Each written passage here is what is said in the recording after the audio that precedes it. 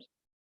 There we go. All right, everyone, hi, welcome to I think the fifth in our series of interviews with New York School folks, enthusiasts, scholars, and so on. We're joined today by Rosa Campbell, joining us from St Andrews, where Rosa is an associate lecturer in modern and contemporary literature, specialising in the work of 20th and 21st century women poets and queer poets. We're going to talk about Rosa's work because there's quite a few exciting things coming out. So a monograph, which is in the works, a feminist revision of the New York School, current research on Bunny Lang, the American poet and playwright who we know through Frank O'Hara, though perhaps Rosa's going to change that. And Rose is also a poet and the author of Pothos, which came out with Broken Sleep books in 2021, which is a lyric memoir essay, a kind of fragmentary lyric memoir on grief and houseplants. So Rosa, hi, welcome. Thank you. Thank you for doing this. So as we've done with all our interviewees, people we've chatted to over the past, I guess, 6 months, just an initial question. What's your New York School origin story? What drew you to the New York School? How did you find yourself, I guess, first reading it and then writing about it? I like the framing of this as an origin story, because it does feel like a sort of either villain or superhero origin story. Although I have to say, mine is, I wondered about how kind of candid to be about this, because there's a version of this that sounds a lot more kind of scholarly, and then there's the real version, which I may as well actually say. Let's have the real version. Yeah, exactly. Exactly. Which is basically that I was probably in my late teens, maybe possibly early 20s, early on in my university career, and I was still on a website that is fortunately now, I think, quite passé, called Tumblr, which was a sort of micro-blogging platform, and it was very popular for a period of time. And like Twitter, it had that sort of retweet, or as it was then, reblog function. And that was mainly what people did. They just sort of posted photographs and quotes and, whatever else. And people just kind of reblogged them and kind of curated, these kind of feeds and profiles and stuff. And there, in the middle of this kind of endless scrolling that I used to do, was the very end of an O'Hara poem. It was, oh God, it's wonderful to get out of bed and smoke too many cigarettes and drink too much coffee and love you so much. And it was just those kind of 5 lines in isolation. And it was this sort of, I don't know, these words kind of really captured me.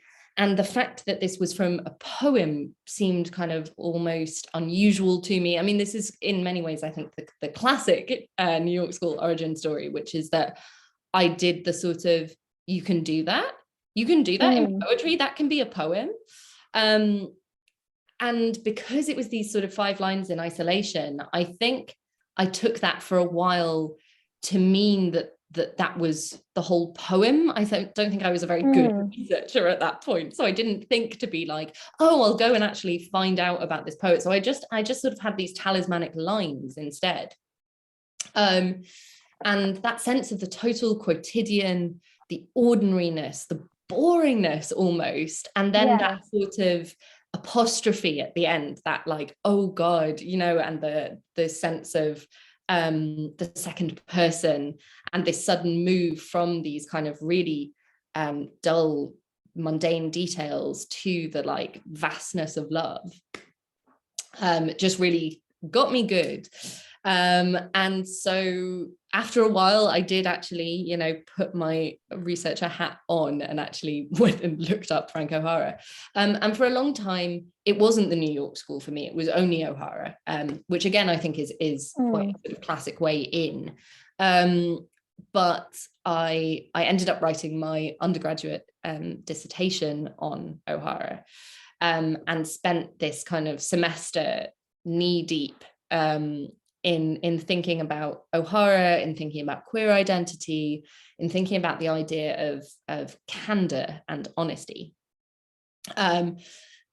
And I took that with me for a really long time, and went on to do my master's, and all the way through my master's, which was on the literatures of the Americas, kind of very broadly construed, at Trinity College Dublin. And no matter how broadly I was thinking about American literature and the literatures of the Americas, I kept kind of coming back to O'Hara. It felt so personal, this work, and I'd never had that sense of sort of being able to, it didn't even feel like recitation, but I could, recall bits of O'Hara from memory, because I would just carry around, the collected poems constantly.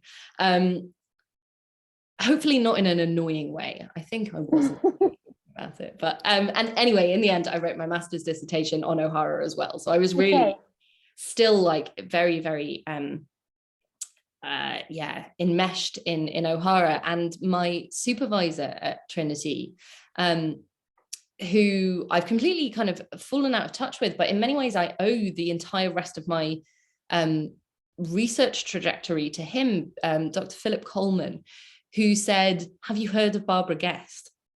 And it just had this sort of moment of him saying, the New York School is not, because I had read a bit of Ashbery, I had read a bit of Schuyler, a little bit of Coke, and whilst I quite liked Schuyler, to be honest, the others didn't grab me in the same way that O'Hara had.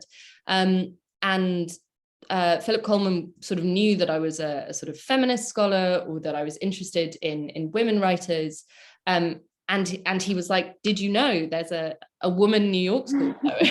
And I was like, "You're joking, this is ridiculous," and I then shifted part of my master's dissertation to look towards the end of it at Guest as well, and then ended up writing an entire PhD on the women of the New York School, or at least the non-men of the New York School. And so that kind of moment of shift for me from O'Hara the individual poet, O'Hara the kind of talismanic, my kind of personal hero, to this sense of the problems of the canon, the problems of the erasure of female poets, the fact that it took me, 4 years after discovering O'Hara to hear about Barbara Guest. That to me was so kind of significant. And obviously, brilliant work has been done on Guest, but it just wasn't being presented to me. It wasn't widely available. I read David Lehman's book, and I read Jeff Ward's book, and I read, these brilliant kind of seismic texts on the New York School, and Guest was just absent from it.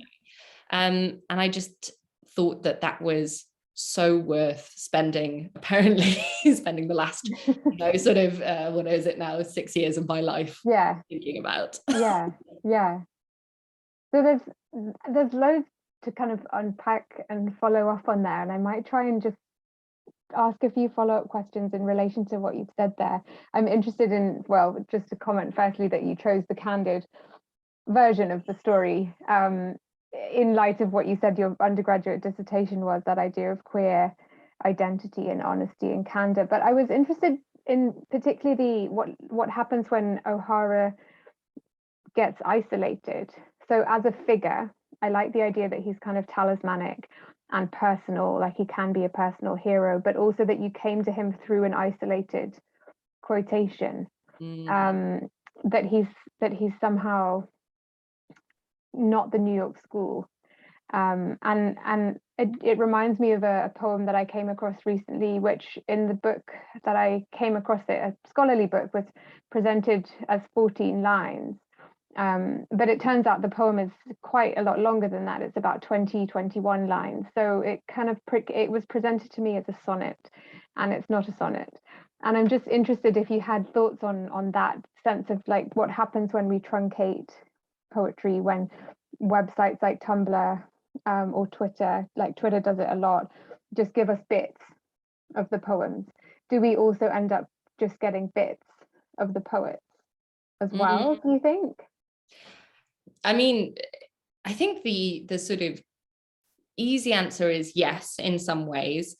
I think that one of the reasons that the New York School is interesting in this context, in terms of thinking about social media, is that I think the New York School, I don't want to say too generally, but often is interested in those moments of sort of small epiphany. Yeah. And there is something epiphanic about social media as a form.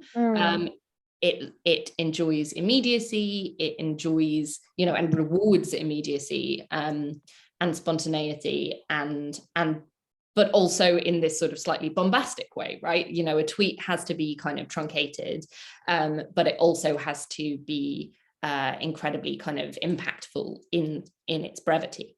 And I think the poetry has an interesting interaction with that, in that, I think for most poets, again, probably don't want to generalize too broadly, but No. The line is significant, right? There's I think that sense of the form not just kind of informing the content, but also the fact that the line kind of holds its own, I don't know exactly what I'm trying to say, but I think that kind of interaction, I suppose, between moments of a poem, and the poem more broadly is a very interesting and complicated one. I think with that particular O'Hara poem, the amazing thing about it was discovering its kind of trajectory towards that 5-line ending, right? And normally, again, perhaps I'm wrong about this, but I feel like normally you don't just get the ends of things. And that poem is quite particular in that way of having this moment that is epiphanic, that is easily kind of shareable in isolation, but that also it's so much better when you get there, right? When you've been through Frank's day, when you've kind of moved through these feelings, when you've moved through the spaces in New York with him, and this sense of the movement that gets you to this incredibly kind of mundane, almost banal observation. And the banal observation on its own clearly worked on a sort of 19-year-old me. But what sort of, I don't know, later me discovered was that actually it was the getting there that was that made it so amazing. And I think that's yes, a truncated version of O'Hara that definitely presented him as, and I think it's Helen Sharman that's written about this, about the idea of a brunch aesthetic, that gets you that kind of easily shareable kind of almost, it's supposed to be universal, but what makes it universal is its banality. But that once you find the rest of that poem, there is this sense of O'Hara kind of opening up, and as a poet and as a sort of personality, I suppose, that you see how he got there, and that this is not just a kind of universalizing sentimental observation. It's a moment that has been kind of worked for in some sense. So it's much more than Brunch. It's much more than Brunch. It's not just brunch poems. There's a whole lot of eating to be done. Some of my students this year have written really fantastic essays on O'Hara and food, and also Eileen Myles and food. But yeah, I think that makes sense, and what you've said there about the relationship between the kind of the moments of a poem and then the poem as a whole does kind of fit in with that idea of the process being the thing that matters, the journey being the thing that matters. And O'Hara's work kind of I think does that quite a bit. Like I'm thinking of the end of The Day Lady Died or the end of Mayakovsky, in which O'Hara's kind of been through something or been somewhere, and then we get this kind of moment of sometimes epiphany, sometimes of kind of reflection, in which his poetry kind of does, I think, what painting can't do, in that it often switches tense, and takes us into, say, the past, in The Day Lady Died, or into a kind of like moment of timelessness, that we get in a poem like this one. Yeah, so it's really interesting to think about that, and then just kind of in relation to that, what the question of the canon and the problems of the canon, and the way in which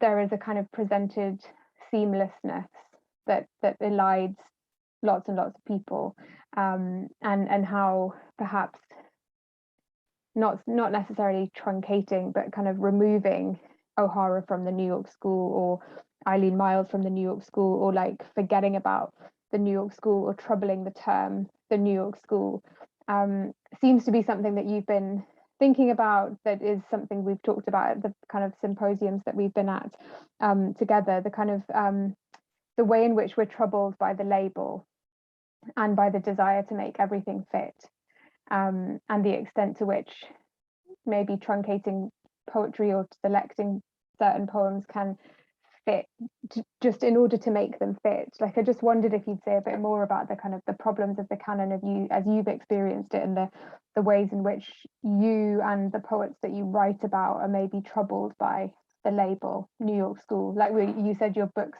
kind of tentatively titled The So-Called New York School, and in the process of putting together this oral history of the New York School, almost all of the poets have had a comment or a feeling, quite strongly on that term. So what's your sense of the canon and the term New York School, the label? Yeah, I mean, I think what's really interesting, and why I ended up kind of settling, or at least, yes, sort of tentatively settling on the title of The So-Called New York School, is because that term is used so frequently. So-called is attached to New York schools so frequently, or there is some other sense of kind of every time the idea of the label is invoked, there's an immediate kind of dismissal or refusal of it. And I think that for me, that was sort of interesting, but also it felt like it was bypassing the work of actually troubling the term by just kind of saying, oh, it's not really a school. Like, when we talk about the New York School, what do we, is it a school? Is it, and I think, I mean, it's interesting because Maggie Nelson, in her book on women in the New York School, which was very, very kind of foundational for my work, talks about the sort of the problems of when you're presented with a label. The only options for poets are to kind of accept and kind of endorse it, or to refuse it. And so many of the people that we call the New York School poets chose to, in various ways, refuse it, or, as you say, kind of trouble it. And that's, again, as I say, sort of like interesting in and of itself, but I think what's more interesting is the sort of phenomenon of that happening on quite a broad scale. And for me, the issue was less a problem of, do I take these kind of women poets who have been erased from this narrative to greater or lesser extents, and kind of try and place them back into the canon? Do I take them and try and produce a counter canon, a sort of women's tradition? I think it's Kathleen Fraser has a really interesting idea of a tradition of marginality, right? That marginality itself produces particular poetics or particular aesthetics, and that we often fall into that tradition of marginality. That's quite interesting. But I also thought about the ways in which the fact is we do use the New York School, right? And it would seem bizarre to try and kind of entirely explode that notion, claim there was no New York School, claim these poets as either in or out of it. All of that seemed to not quite get where I wanted it to be. And so instead I thought about, well, how about instead of kind of constantly using the New York School and the male canon of the New York School as a benchmark for these other poets, what if I take the other poets as the benchmark, right? Yeah. What if I start with Barbara Guest and Bunny Lang? What if I, think about the second generation not as built around Ted Berrigan and Ron Padgett, but what if it is built around Alice Notley and Bernadette Mayer and Anne Waldman?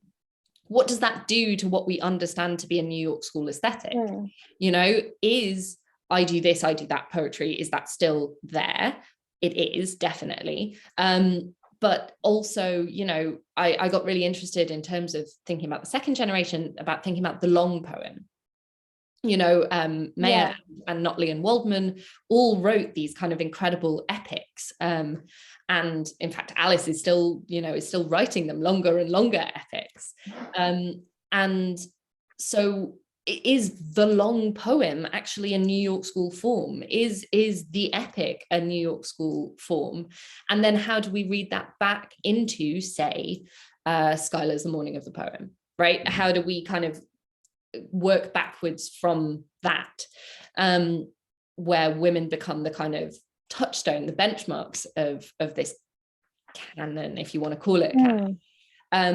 What does a properly revised New York School look like?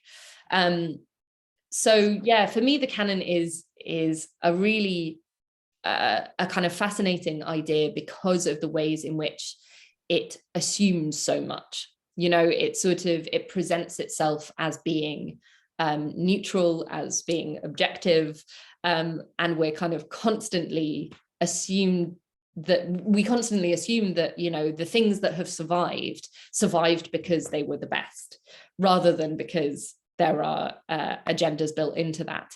And we do that even with our kind of informed feminist anti-racist hats on.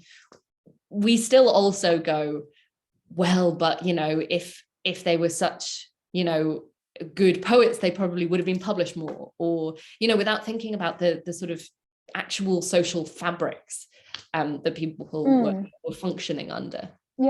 That's really quite persuasive, I think, of a way of kind of thinking about the canon, not just in terms of how it's formed, but how it might be reformed. And it just reminds me of I was at a Bob Dylan conference recently, and Grant Jenkins, who also writes about New York School people, was talking about the beats in similar terms and saying, look, it's not that they were adjacent to Black culture. He was saying what we need to really do is say, look, the beats, Black culture in life is much more than just a backdrop for beat writing. And it's absurd to try and find and kind of drop into the canon Black writers when actually, and this is Grant Jenkins's argument, the kind of beat phenomenon was Black.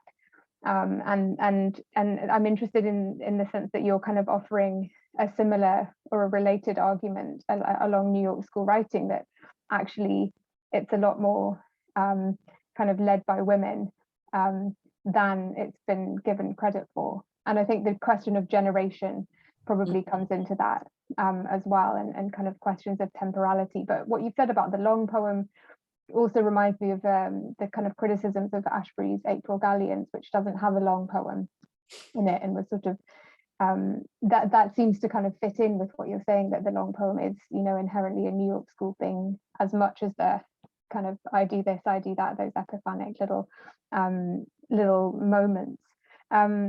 So it's really exciting to think about the way in which, yes, categories are useful and frustrating and fetishized and also helpful, but we can do a lot more with them than has currently been done. So rather than brushing them aside or saying no, they're really important, like looking at the phenomenology of these kind of labels.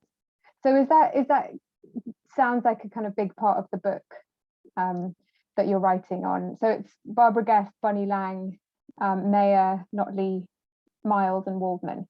Right. Yeah. Is that kind of the cornerstone of that book? Do you want to say a little bit more about that book and what your plans for it are, what it's all about, when it might come out? If that's not too getting too ahead of things. Yeah, I mean, basically kind of what I've been saying is the sort of the cornerstone, I suppose, of the book, and it moves through these writers to try and think about a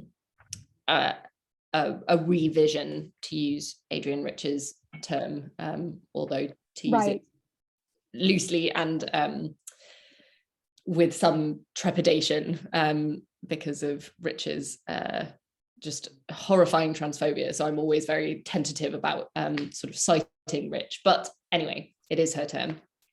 And yeah, so it moves through these writers. So it kind of considers Barbara Guest as a sort of, you know, first generation, as it were, member of the New York School, and traces a lot of her kind of erasure and then subsequent kind of recovery by feminist scholars, and thinks about the idea of kind of constantly reading women writers, especially these sort of token women writers, these sort of lone female writers, alongside, you know, a kind of established male canon. About the ways in which we're constantly, whether we're coming at them from an establishment sort of traditional critical lens or a feminist critical lens, that we're constantly reading for markers of gender, basically. So either in order to dismiss that writer for writing in too gendered a way for it to be kind of for it to merit inclusion in a canon, or to kind of reclaim, you know, a feminist or proto-feminist writer. And I think that Guest is really interesting in that sense, because she has been shunted around between these kind of various positions. And yet, very clearly to me, her work is so much more than a sort of, because she's not a very personal writer. She's not a sort of confessional poet at all, and she doesn't have that sense of the candor perhaps that we do see in O'Hara. I see her much more as a much more similar poet to Ashbery, slightly removed, very interested in the surface of the poem, very interested in abstraction. And I think she's a really useful case study for that. And it kind of looks at a lot of her kind of ekphrastic work, and her work on color and visual art and stuff. So that's Guest. As I've said, the chapters on Notley and Waldman and Mayer kind of look at gender in the second generation and kind of reframe. That's in particular the place where I try and reframe the way in which we think of the New York School as being kind of, because, you know, the so-called second generation of the New York School really created the idea of a New York School. I mean, you know, you can't have a first generation, you know, it's been said before, but without a second generation to come after it. And so, but instead thinking about who were the primary kind of innovators in that period of time, in the 60s and 70s, who was really writing the most exciting poetry, who was pushing at the boundaries of what a New York School aesthetic could be, who was dealing with issues of influence. Most interestingly, for me, it's Mayer and Notley and Waldman, you know, with no disrespect to Berrigan, Paget, Brainerd, etc., who were also doing incredible work. But for me, the sort of primary agents of change, or kind of experimental innovators, were the women. And I finish off with Myles to kind of think about, I mean, it's also important to say that, you know, I've been talking a lot about women poets. The book is not interested in only looking at women poets, and as I said about Guest, it's not really interested in reading for markers of gender constantly. And Myles is really interesting as someone who has been dubbed the kind of the last of the New York School poets. So I use them to think about, you know, what does it mean for a school to end? Can a school end? Who are, you know, does Myles still have influence? I mean, I think quite clearly they do. Yeah. On younger poets. So what does a New York School look like? A sort of perhaps post-internet New York School. Yeah. So I think about that a lot.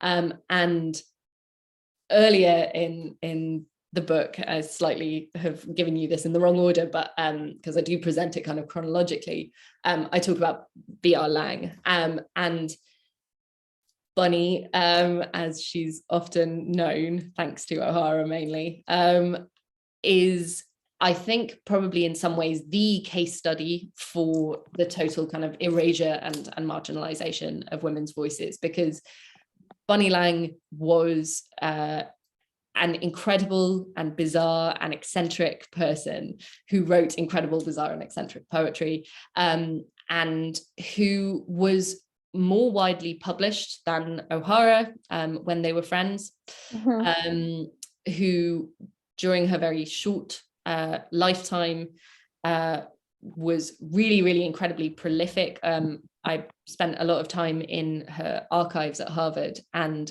there I would say around 200 unpublished poems. There's the entire finished draft of a novel, which is set in New York. She wrote, staged, and directed and starred in 3 different plays, as well as the multiple plays by other people, and co-founded the Poets Theatre in Cambridge, Massachusetts. And so she's this incredibly kind of prolific, influential, kind of catalytic person in this kind of nascent scene, right? Before the New York School was the New York School, because nobody had got to New York yet, there was this scene in Cambridge, and she's so central to that scene. And I think that the complete lack of kind of acknowledgement that she exists in this kind of narrative, you know, the narrative of the New York School starts later, is, I think, incorrect. I think it doesn't take into account, you know, in a school where we think about sociability so much, right? This is Daniel Kahne's phrase, the poetics of sociability. When we think about coterie, when we think about, you know, this sense of friendship and collaboration being so important, the first New York School friendship was not Ashbery and Coke, it was not Ashbery and O'Hara, it was Lang and O'Hara. It, you know, that kind of, that friendship and that kind of relationship between peers, that sense of sort of lateral influence, is, it exists first there in that place, in that time, with that friendship. And I think the only reason that we don't start there is sort of a generalized critical misogyny. And particularly because Lang was so eccentric, right? So it's quite easy to dismiss her as kind of too feminine almost, and people have said that she was, I'm gonna get the attribution of this quote wrong, but someone said that she was this sort of exaggerated version of femininity, and that was sort of off-putting, and it seems it's kind of continued to be off-putting to scholars, and to publishers. She is out of print. I know you had plans a while back to try and put out a collected works of B.R. Lang. Is that something that you're still kind of dreaming about working on? Is that likely to be possible, do you think? Because it does sound like there's an awful lot there. I'm certainly hoping so. So basically my next project after the so-called New York School monograph is a critical biography of Lang. And that's sort of, my next big research project. And as part of that, I would hope to get her work back into print. I was sort of talking to various people about it, with a bit of publisher interest, but things have been complicated over the last couple of years. Partly, COVID has made everything difficult. Partly people have moved or changed jobs, or but it's certainly something I'm still actively working towards. So and really excited about, because I think people would find her work really, really fascinating. And some of it is so beautiful and some of it is so funny. She's really hilarious and sort of has this completely cutting, biting sense of humor, and it's also weird, in a fun way that I think is really exciting and generative. And I just have this feeling of, more than a feeling, I suppose, but this kind of sense that if we started the narrative elsewhere, right, that we would have a quite different view of the New York School. If you start with Bunny Lang, then the other women poets don't look out of place. They don't look like anomalies anymore. They don't look like they're tacked on to an existing canon. They look central. And that's really kind of what I'm interested in. Like in let me get this right. It is, in Daniel Kane's All Poets Welcome. He starts and ends that edited collection with essays by I think it's, no, I'm not going to try and are you talking about Don't Ever Get Famous? Oh, is it in Don't Ever Get Famous, not in All Poets Welcome? Oh, I'm not sure. Basically, in his introduction, it's an essay on Amiri Baraka and an essay on John Wieners. So I think it's Andrew's essay. Yeah, that's Don't Ever Get Famous. Yeah. Don't Ever Get Famous. Okay, great. So it starts with Andrew Epstein on Amiri Baraka and ends with Andrea Brady on the other poet, Wieners, O'Hara and Olson. Is that what you're talking about? Yes, that is exactly what I'm talking about. So and Daniel says in his introduction that there is this sense of bookending that collection with Baraka and Wieners, these poets who are, again, seem to be kind of out with the New York School proper, that suggests a new lineage, right? And I think he terms them alternative elders of the New York School. And I found that to be such a kind of useful way of thinking about it. And it's exactly what you were saying earlier about kind of not making Black writers the kind of background to beat writing, but to suggest that, I think in Andrew's essay on Baraka, what he says is it's not enough to just say, oh, Amiri Baraka is really important because he was a significant influence for O'Hara. It's also important to think about how these more marginalized writers can be considered central rather than auxiliary. Yeah. And someone like Maria Damon has done that for Bob Kaufman as well, has kind of said, look, he's and Grant Jenkins as well for Stephen Jonas, saying, look, it's not a question of who did they influence. I mean, that matters, but it was that they're both formed and also formed by the same thing. So I'm really interested in what you said there about V.R. Lang being kind of re-envisioned perhaps as the point of departure in some ways for this, because what you said about her writing incredible, bizarre and eccentric poetry, to me that sounds like Bernadette Mayer. That sounds like Alice Notley, that sounds like Anne Waldman, it sounds like Eileen Myles, certainly, just and none of those terms intended in a pejorative way. And I think part of the difficulty with talking about the New York School, and certainly O'Hara had that in the early years, was that the kind of language that is used tends to have been derogatory. So to describe someone as eccentric or as bizarre, I think if those are again terms that need to kind of be reframed or reclaimed. Well, especially because I think, eccentricity, especially when it's applied to male writers and artists Yeah. is presumed to be a sort of sign of genius, right? You know, that's a kind of familiar figure Yeah. to is the eccentric genius who produces incredible work and kind of lives forever. When women are eccentric, that's strange, dangerous, makes them minor, makes them peripheral. Yeah, it seems kind of frivolous. Yeah, exactly. It's a frivolous kind of eccentricity, and I think that and has no connection to genius. Yeah. And so it's also really worth thinking about. And I think the same is true for non-white writers. Yeah, eccentricity is not sort of forgiven or endorsed in the same way that it is for white writers or for male writers.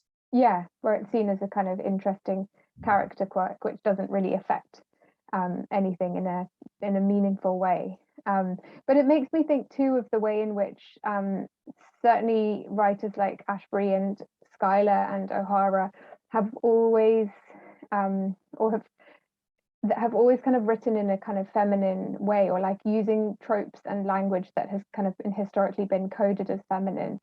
That again, Maggie Nelson talks a little bit about, and again, it makes me think, well, actually, if we start with B.R. Lang and kind of re-envision what the New York School is and how we perhaps recognize it, that there they are fitting into a tradition that's kind of been established, or at least into a kind of way of existing in the world that is more female coded than male coded or masculine, perhaps. Yeah, I think so. I mean, you know, Lang was an actress and heavily involved in theatre, and was by all accounts a very theatrical person. And this kind of sense of the feminine or effeminate, you know, that sense of camp is exactly what Lang in her work and in accounts of her character. And so then the campness of the first generation of the New York School doesn't necessarily, I mean, it very clearly comes out of queer subculture. It very clearly comes out of, you know, 3 of the 4 of them having being gay, but I think that there is also this longer tradition, if you can call it a longer tradition after only sort of what would it be, sort of 10 or 15 years, but you know, this tradition of being involved in the theatre, of having this kind of you know, and also it's important to say that, you know, Lang didn't only interact with O'Hara, Ashbery also. Lang, I don't know whether Coke ever met her, and I don't think Schuyler did, but certainly in fact Ashbery was sort of rubbed the wrong way by her. Said she was she had a high-hatted attitude which nettled him, which is just enjoyable. And I think that when we think about a sort of camp aesthetic or a queer aesthetic, that it is important to think about that in terms of identity and subculture, but also in terms of that sort of sense of camp as exaggeration, as artifice. You know, these are theatrical elements of camp, and Lang was very much a theatrical person and writer. Is there an element of your work which thinks about the ways in which these 6 poets are not like each other? Is that something that you've thought about? Again, it's just thinking about, you know, the New York School is a label and it's useful, blah, blah, blah, but they're actually nothing like each other at all. And I mean, again, at the Dillon conference, Anne Waldman was there, but and people who were there were very familiar with Waldman and her work, but mention Alice Notley or Eileen Myles, and that's not really kind of crossed over into that kind of area of scholarship. Anne Waldman was very much seen as a poet on her own terms and in her own right, and the conference was about Dillon and the beats. So Waldman was there with her like beat high hat on. But I'm interested in that. Is there a sense in which your book's kind of grappling with how different these 6 writers are from each other? Yeah, I mean, absolutely. I think there's in many ways kind of simultaneously so much to connect them, and looking at them together is really fascinating, because you start to see connections that completely bypass the male canon of the school, right? So instead of kind of seeing an O'Hara-like, I do this, I do that, you start seeing this sense of actually the long poem, you know, Lang also wrote this kind of long meandering sequence.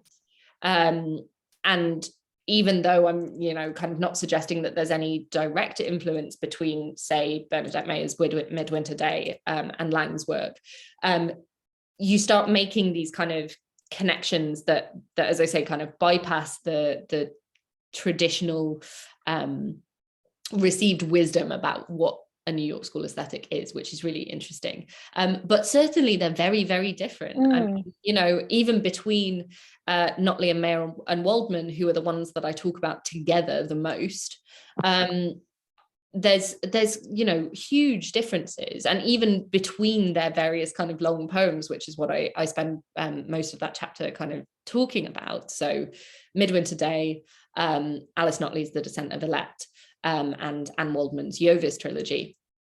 And I mean, they're completely different texts in, you know, in almost every way, except for the fact that they're all long book length, or in Waldman's case, triple book length poem.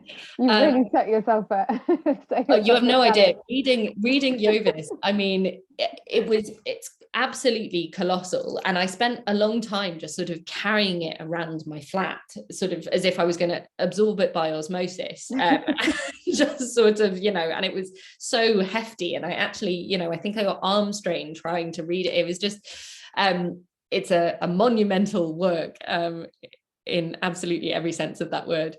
But these are completely, you know, kind of different texts. And yet you can find these incredibly kind of generative connections between them, about, you know, the way they treat domesticity, about the way they treat ideas of what epic is, right? This sort of movement from that very masculine idea of the quest, action, forward motion.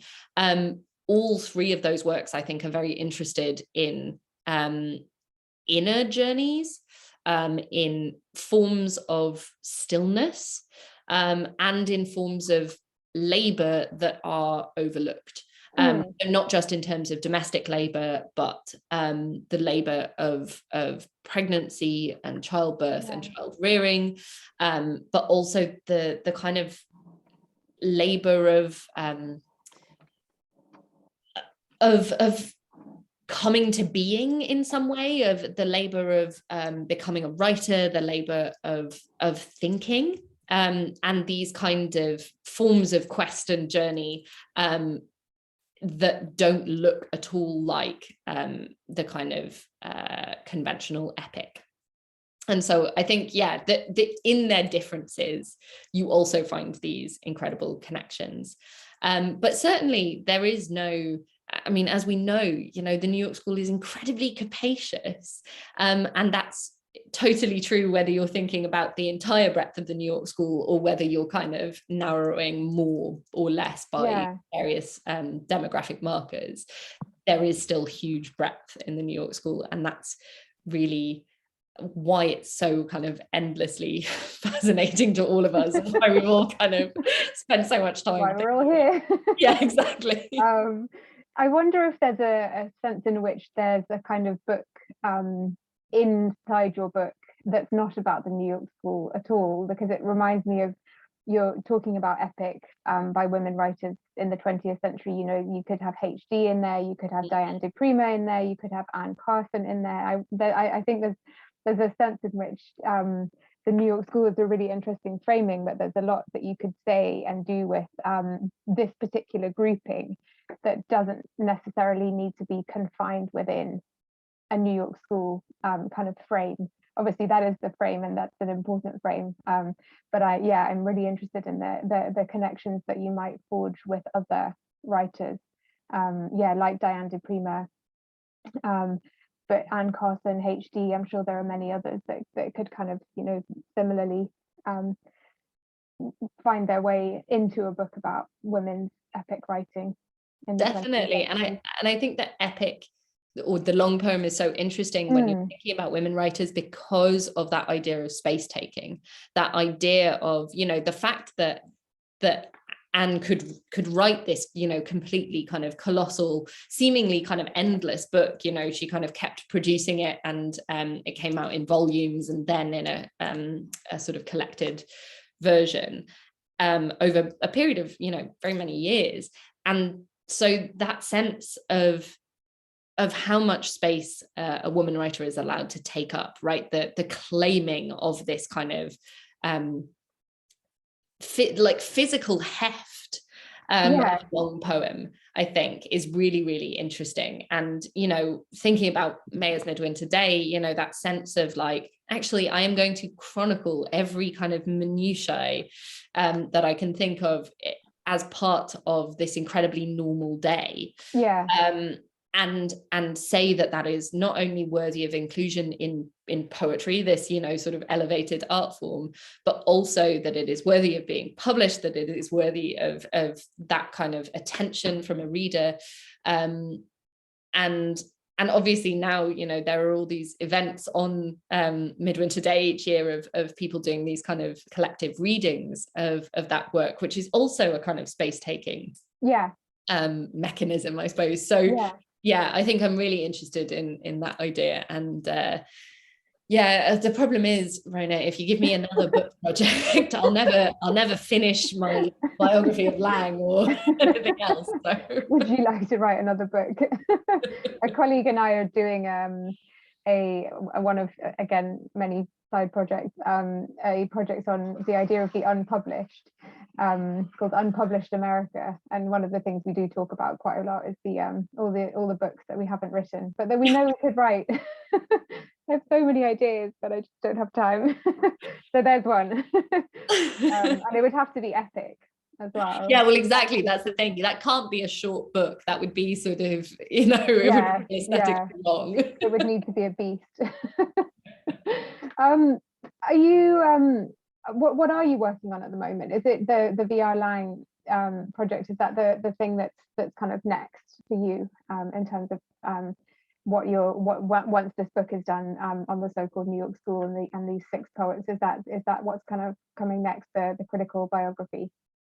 Yeah, that's certainly the next kind of major thing that I want to work on. I've got, you know, a couple of smaller projects or shorter pieces, but as I talked about at the Paris Symposium, I'm really interested in this sort of one mimeograph magazine from 1958, 68. Wow. Already clearly been a long day. That's Carol Gallup's Poet's Home Companion one-off. Yeah, that's the one. So yeah, one shot mimeo, it is 68. And yeah, so I sort of have a sort of small side project interest in that that is ongoing from the talk I gave at the symposium in Paris. And I'm also working with Joel Duncan and Jack Parlett on a special issue of Women's Studies, the journal, a special issue on Eileen Myles. And one of the sort of things that I always kind of need to say about that is that we're very kind of conscious of the tension between the title of the journal, although it is an expansive sort of gender studies journal, really. I think Women's Studies is a bit of a legacy name, but that also our introduction, we've spoken to Eileen about how they'd like us to kind of handle that tension and whether they were okay with us doing the special issue, and they said it's fine, but we do need to kind of deal with that, and that's something I'm really interested in thinking about, and I think will be really kind of productive and generative as part of that. But yeah, so editing that special issue is really exciting. But mainly in terms of major research projects, once I get a bit of breathing space, then yes, the Lang biography is the next big thing. In terms of the Myles special issue, Myles has kind of talks about what they call the manifold possibilities of gender. And it does sound to me like it's a real opportunity to kind of grapple with that question of time and legacy and the kind of lenses through which we read Myles's work. And I wondered if that's something that the people who are contributing to the issue thinking about, as well as you and your co-editors. Is there a way of saying, you know, are we looking at Myles's work, you know, when it was written from this perspective, and then are there kind of opportunities to be had from looking back at it and saying, well, now there's a new perspective on it? Like, what's your sense of how to kind of reappraise Myles's work within the context of, let's say, a title like Women's Studies? Yeah, I mean, I think this is exactly what Joel and Jack and I are hoping to kind of deal with in the introduction, is something that is sort of methodologically useful for scholars, not just of Myles, but for anyone who's working on someone who identifies differently to how they did when they produced certain work, right? So, you know, with Myles, it's really interesting because their work is so kind of autobiographical, autofictional. We have moments, as in Chelsea Girls, for example, where you know, Myles is writing about a character sort of called Eileen Myles. That character obviously uses she, her pronouns, identifies as a lesbian, you know, has certain experiences. And so firstly, there becomes more of a clear separation, I think, between author and character.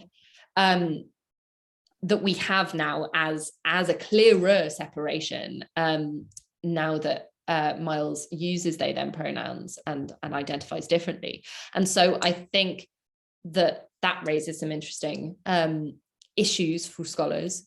But I also think that there's something to be kind of thought about specifically with Myles, about, as you say, this kind of what they've talked about as a very expansive view of gender, very kind of multitudinous view of gender, and about the fact that certainly by kind of last count, or last time I spoke to them about it, it's not quite that they don't, you know, that they're entirely divorced from the idea of womanhood, for example. You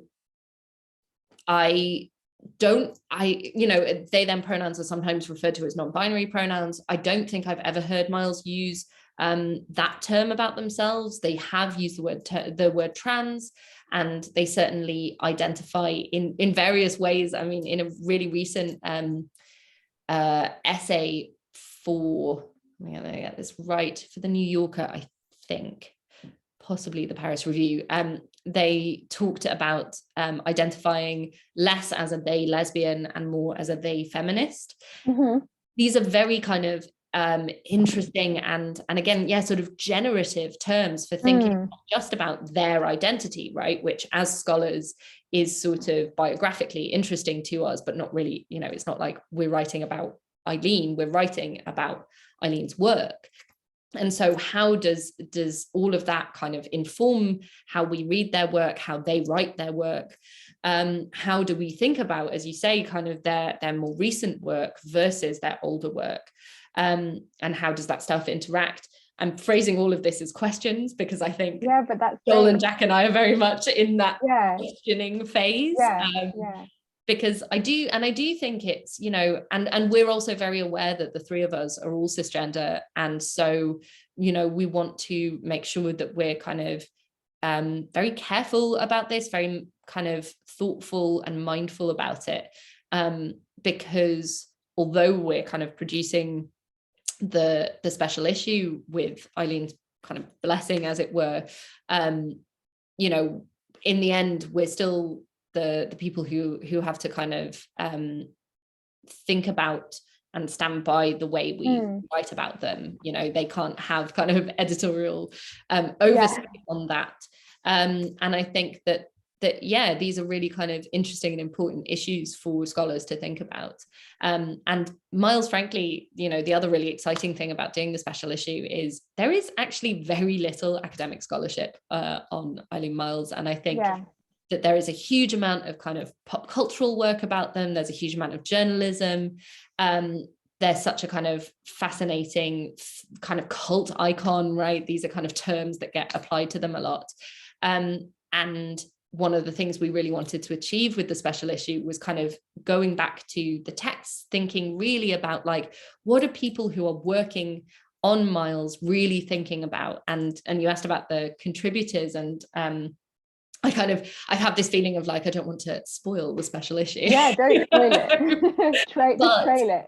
There is a really, there's a really interesting way in which the contributors are thinking about interestingly sort of very similar and very different things about Myles. And interestingly, I think for us, a lot of it does not concern gender, does not concern kind of some of the things that I think journalists who write about Myles are really interested in, right? There's that sort of interest constantly in their kind of biographical detail. And instead our contributors are going back to the texts a lot more, and thinking also about Myles's editorial practice as well as their writing practice, which is really, really interesting. So we've kind of titled the special issue Eileen Myles Now, to try and kind of capture some of these issues of, you know, the current moment in Myles scholarship, but also thinking about nowness as part of their work, and how we as scholars now think about past work. It's a really exciting project. As Anne Waldman would say, art is always now. That sounds great, and I think, as you said, really generative for students and scholars in terms of thinking about Myles's work, but also, as you said, producing scholarship on Myles's work. And I think perhaps what will be most useful about this is the kind of the effort to separate Myles, or to think about Myles as a poet in relation to the Myles that we get in the poetry. Much as we've had with Frank O'Hara, I'm interested in the kind of where the poet kind of peels away from the voice, and how questions of gender can help us to do that, but also questions of time and nowness, and moving away from assuming that whoever's speaking is Eileen Myles as we know them. So that could be, I'm really looking forward to reading it. Have you a sense of when we might be able to read it? So I think we're probably slated for either very end of summer or very early autumn. Okay, cool. So cool. pretty soon, to be honest, which is brilliant. Coming up fast. Just a couple of quick questions. I'm just looking at the time because we've been chatting for quite a while. Just a couple of quick questions to finish, I think. Just a question about teaching. You're associate lecturer, you teach at St Andrews. I wondered, what's your sense of how students are kind of engaging with and responding to the New York School as you teach it? Yeah, I mean, ever since I started teaching, my very first kind of teaching gig where I got to pick what I was teaching was about 4 or 5 years ago. And I did a lecture on Sophie Robinson's poem Art in America, and essentially positioned Robinson as a New York School poet.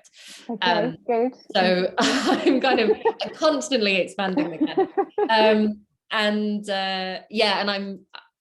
I'm always, I think, kind of informed by the New York School, regardless of what I'm teaching. But this year I was really lucky to teach a master's level special topic entirely on the New York School. And what was exciting about that was that all of the students who elected to take that module were all kind of essentially totally unfamiliar with the New York School. And so you're starting with this kind of blank slate, and it was so interesting watching the different students react in completely different ways.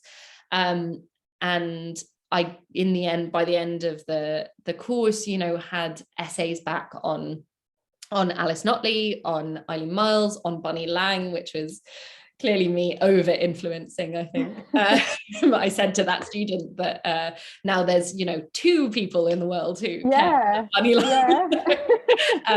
So it was nice for me. But yeah, I think there's a really kind of, I had a really brilliant essay on O'Hara as well, where I kind of thought like, oh, actually, there's still, of course, new stuff to say here as well, and I've been thinking about the kind of less canonical New York School now for such a long time that I felt my interest in O'Hara kind of refreshed by someone coming to him for the first time. And so that was, it was really wonderful to see. And the sort of thematic interests, I did a class on Amiri Baraka, and they were really interested in Baraka, and for them, there wasn't any resistance, right, to any expansion of the New York School canon, because they didn't have a sense of a New York School canon, right? So I started the first class, talking about Ashbery and O'Hara and Coke and Schuyler, and then sort of said, and there was Guest, and we can think about these other poets, and we can think generationally. And they were all like, okay, yeah, seems fine. Like, why would we ever question the idea that Amiri Baraka is a New York School poet, or that Sophie Robinson is a New York School poet, or C.A. Conrad, or, there is this kind of sense that if you don't kind of impose the canon first, people won't kind of start saying, but hold on, this poet is completely different to these other poets. I don't understand why you're presenting them to us all at once. So I found that really, really fascinating. But I was thinking about as well, Mela Sasso's response to this question about how she really likes it when you find the student that doesn't like O'Hara. And I didn't have that. And to be honest, I think I was relieved. I think I had the sort of opposite feeling, which is that of all of them, like you can dislike a lot of them. And there was definitely pushback to certain writers. Coke was certainly less popular. And I think, again, possibly I was being a bit too influential in terms of my research-led teaching. I was like, we don't need to talk about Kenneth Coke. I know, poor Kenneth. But I do think that I still have to kind of return to the beginning of this conversation, this real sense that O'Hara is kind of untouchable for me, and whilst I can accept pushback on just about anything I teach on, the idea that Frank O'Hara is anything other than very brilliant is quite hard to take. But having said that, we had a really fascinating conversation about race in O'Hara's poetry, because without me kind of bringing it up, one of the things that the students kind of picked up on was a kind of problematic depiction of non-white people in his work. And even though we ended up talking about his friendship with Baraka and some of the stories from Lasser's book about his kind of sexual interest in Black men, I think there was still a strong sense from my students that they were like, oh, this kind of seminal queer poet has some problems, has things that don't feel necessarily kind of progressive or entirely kind of bohemian, tolerant, cosmopolitan, the way we might like to idealize him as. And that was really, really useful. And interesting. And again, it kind of makes me think back to the kind of parceling out of O'Hara and the versions of O'Hara that we sometimes receive, in which that version of O'Hara is kind of elided. And same with Joe Brainard, I think. I've had a similar really kind of generative conversation about the ways in which people of colour are depicted in I Remember. And the connections between, period and background, and just what we do with that kind of reading and how we talk about it. So it's really interesting to hear that that's happening with Frank O'Hara as well. Good. And just to finish then, just thinking about anything you've read or seen or heard or like done lately, would you recommend, are there things that you just thought, wow, I need to tell someone about that? Connected to the New York School or not? Like... just in general. I could just tell you about my puppy, which is 90% of my brain right now. No, I really enjoyed you kind of sending this question to me earlier, because I was suddenly like, what have I read? What do I love? You know, and the main thing that came to mind was, I'm sure you will have read it because it concerns a lot of the people that we're interested in, but Joshua Coaten's essay in the interpretive difficulty cluster on post 45 that came out, I want to say it's a couple of years ago now, maybe last year. And it was the one about the postcard that was sent purportedly from Amiri Baraka to Kenneth Koch. And I think of that essay pretty constantly in terms of the excitement of scholarship. And that sounds so kind of deeply uncool. But it really kind of reawakened in me the kind of feeling that I had when I was first kind of setting out on, in particular, my PhD, where I was so excited about research. And I think that essay enacts research in such a fascinating way. It deals with the issues of race in the New York School in a really fascinating and productive way.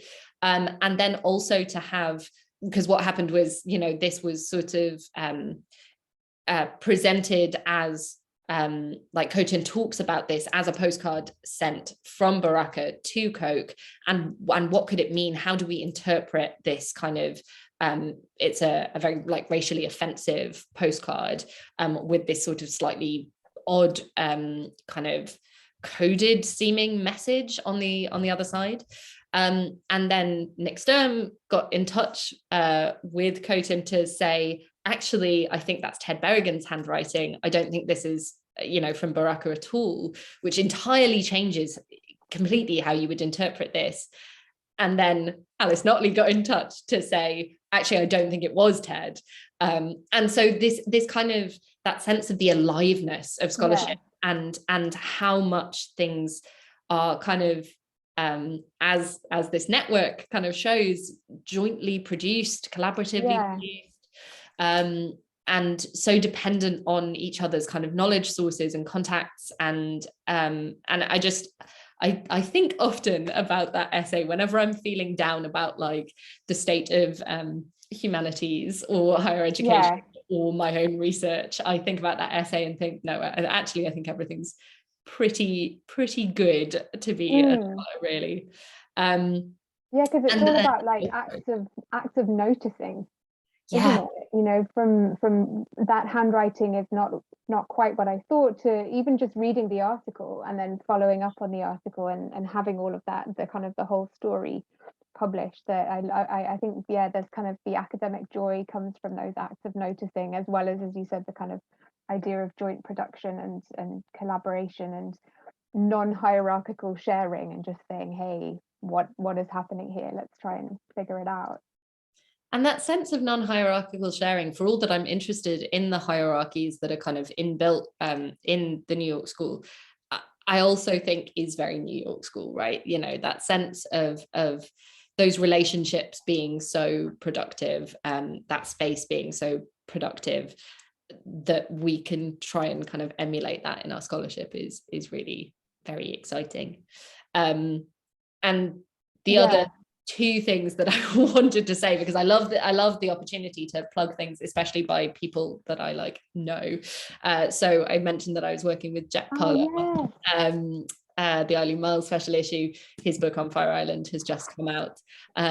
This is a very pristine copy because I actually haven't had a chance to read it yet, but it's sat right here ready for me to read. And there was a really brilliant response to it from Wayne Kostenbaum.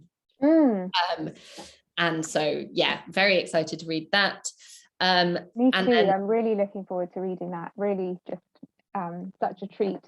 Well, exactly. And also, again, that feeling of scholarship, not that I think that academic scholarship is dry, but the pushing at the boundaries of the kind of creative and the critical, I think, is really exciting. It's something that I really want to do with my Lang biography, and so I think, yeah, it's really exciting to see a book like this come out and kind of straddle that research and kind of more personal beach read, as it's being termed, which is nice. I think mainly because, you know, it's Fire Island, so of course so great.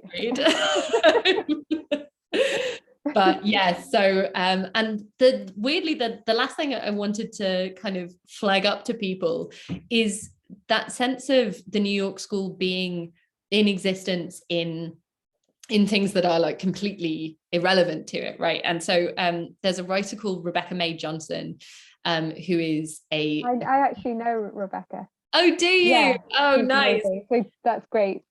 Do you carry on? She's wonderful. Well, no, I was just going to say, do you subscribe to her Substack dinner document? Yeah. So I highly recommend anyone who's interested, especially in food, but also just in, I mean, Rebecca's writing is really beautiful, and just again that sense of the attention to the very, very small, not to try and do a kind of full circle thing again, but to go back to, you know, oh God, it's wonderful to get out of bed and drink too much coffee and smoke too many cigarettes and love you so much. I feel like that's what dinner document does each time, you know, her notes on the food that she's making, and you know, the kind of snippets of her life that you get, you know, her going to the allotment and speaking to her allotment neighbors, and you know, making breakfast in bed for her partner. I think that there are all these kind of incredible small moments that are firstly brilliant in terms of, you know, the food is great, you know, she's clearly a wonderful cook, but also that attention to the very small and the quotidian, I think, has always been the thing that feels most important about the New York School to me. And so, yes, I would highly recommend Rebecca May Johnson's dinner document. Yes, I would too. And she's got a book coming out this summer as well, called something about fire in the kitchen. I think, small fires in the kitchen, I want to say, which should be fantastic. And I actually met her through because of lunch poems. So a long time ago now, she and her partner and another poet called Eddie organized a live reading of lunch poems over lunch. So a bunch of us got together and each read a poem whilst eating sandwiches at in some pokey little room off Golden Square in Bloomsbury. So that's how I met her. Nice.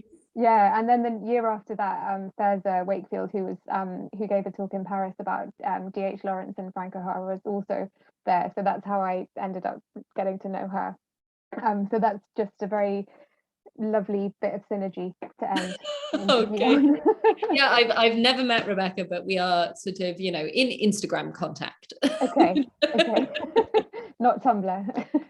Not these days, thank God. No longer. In a full decade, I want to say, since I have logged into that website. Good. Okay, well, I think we'll end it here.